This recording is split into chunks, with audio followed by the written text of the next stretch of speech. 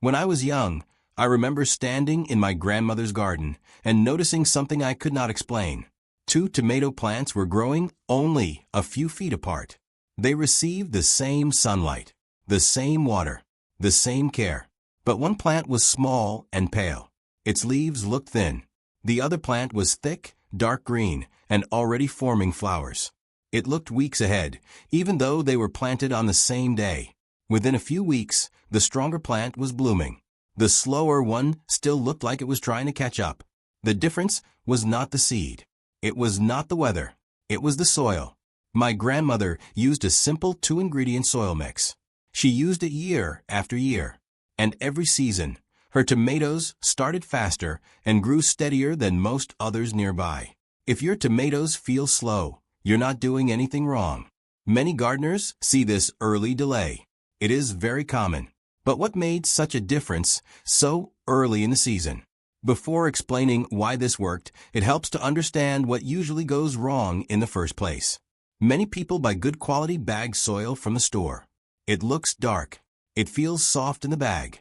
It even says vegetable mix on the label. So it should work, right? Sometimes it does. But often, tomatoes struggle in these mixes after a few weeks. Here's why. Some bag soils drain too fast. Water runs through quickly. The top dries out by the next day. Roots never stay evenly moist. Other mixes do the opposite. They hold too much water and slowly become compacted. Air spaces disappear. The soil feels heavy. Tomato roots need balance. They need moisture that stays steady. But they also need air. Roots breathe, just like we do. When soil is either too dry or too tight, growth slows down. This is where most people go wrong. They assume the problem is food. So they add fertilizer, more nutrients, stronger feeding. But feeding does not fix structure. And that brings us to the most important insight. Tomato growth speed depends first on root health. Not fertilizer strength. Not special additives. Root health. Healthy roots need 3 simple things. Steady moisture, good airflow, and slow, natural nutrient release. When soil has the right structure, water spreads evenly instead of rushing through. Air stays in small pockets between particles. Beneficial microbes can live and work quietly in the background. Those microbes help break down organic matter into gentle, steady nutrition. When structure is poor, roots struggle. Even if nutrients are present. Growth speed is a root environment issue, not a feeding issue. This was the quiet lesson in my grandmother's garden. She did not talk about fertilizer numbers. She focused on how the soil felt in her hands. Now, let's look at the first ingredient she used. The first ingredient was compost. Not fresh scraps. Not half-rotted material. Fully aged compost. Dark, crumbly, and earthy. Compost does more than feed a plant. It changes the structure of the soil. It helps sandy soil hold moisture longer. It helps heavier soil stay loose. It creates tiny spaces where air and water can move together. It also feeds soil life. Microbes, fungi, and small organisms begin to work. They slowly release nutrients as the plant needs them. Not all at once. Not in a rush. That steady release makes a difference. Plants grow in a calm, balanced way. Leaves look fuller. Stems feel thicker. And the best part? You mix compost into the soil once at planting time. You are not forced into daily feeding. No constant measuring. No complicated schedule. But compost alone was not enough. This is where things changed. The second ingredient was something simple, but powerful. A coarse material that created space in the soil. In my grandmother's case, she used coarse sand in her garden beds. In containers today, many gardeners use perlite or small pine bark pieces. The goal is the same. Airflow. When soil particles are too fine, they pack together. Water fills the gaps. Air disappears. Roots slow down. When you add a coarse material, it creates permanent air pockets. Water can move through without washing everything away. Oxygen can reach the roots. Better oxygen means stronger root tips. Stronger roots mean faster early growth above the soil. What surprised me was how consistent the results were. Year after year, her tomatoes flowered earlier than others in the neighborhood.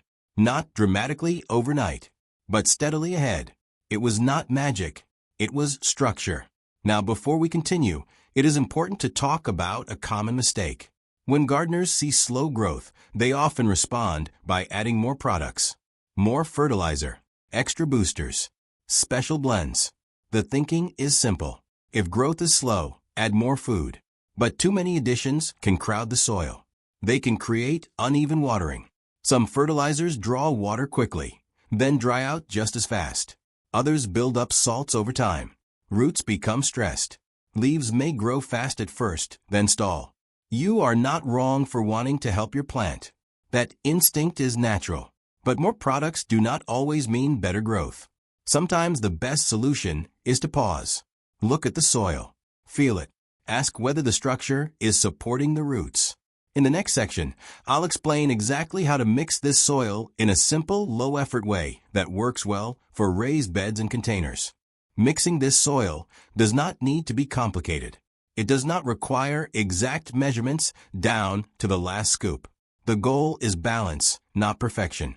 Start with your base soil.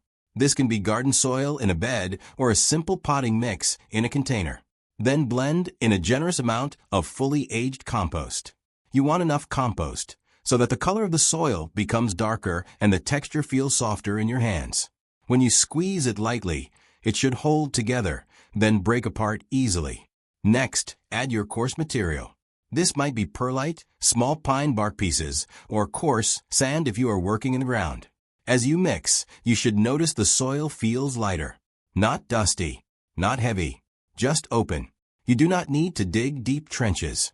For raised beds, mix the ingredients into the top several inches where roots begin their growth. For containers, you can mix everything in a large tub or wheelbarrow while standing. No long kneeling. No repeated bending. If you are using containers, make sure the pot has drainage holes. This allows excess water to leave while air can still enter from below. You mix once at planting time. After that, you focus on steady watering and observation. That is it. If this feels simple, that's because it is meant to be. Now, let's talk about what you may notice in the first few weeks. In many gardens, tomatoes sit still for a while after planting. Leaves remain small. Growth feels slow. Gardeners begin to worry. With this balanced soil structure, early growth often looks different. Stems begin to thicken sooner. Leaves appear slightly darker green. New growth comes in steadily, not in sudden bursts. You may notice that within a few weeks, the plant looks more established than usual. Not stretched, not weak, just stable. The time contrast becomes clear here. Instead of waiting months for strong growth, you begin to see steady progress within weeks. But patience still matters. Growth is not a race. If this feels gradual, that's okay. Healthy growth is often quiet. Water evenly. Not too often. Not too rarely. The improved structure helps the soil hold moisture longer, while still allowing air inside.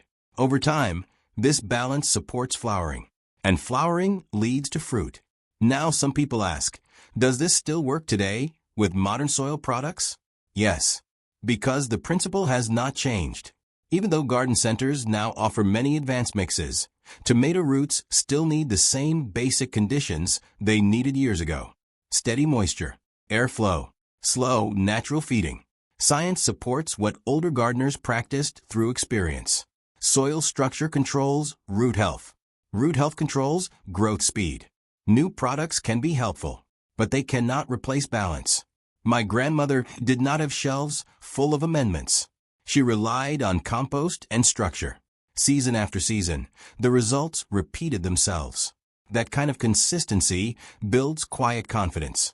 Have you ever used a simple mix that worked better than a store blend? If you'd like, share what you grow and whether you garden in beds or containers. Your experience may help someone else feel more confident.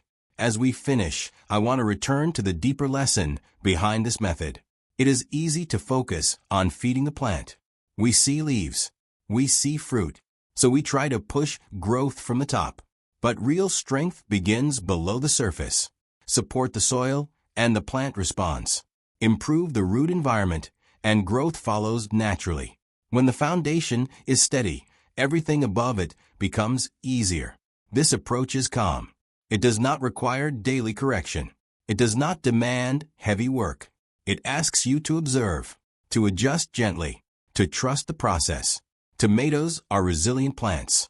When given the right balance, they respond with steady progress. You are not behind.